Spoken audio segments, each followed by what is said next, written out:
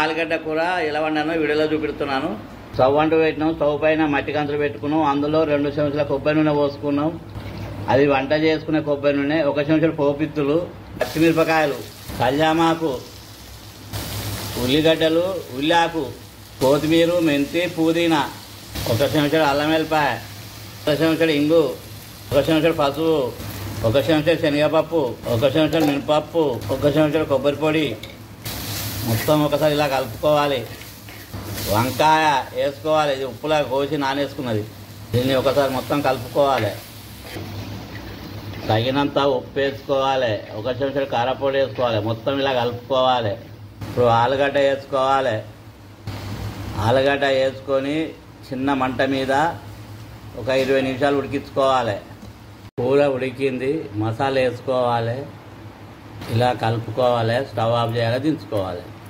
వంకాయ ఆలుగడ్డ కూర రెడీ అయింది. గుమగుమలాడుతుంది. వేడి వేడి అన్నంతో కానీ చపాతీతో కానీ తింటే చాలా రుచిగా ఉంటుంది. మళ్ళీగా అనిపిస్తుంది.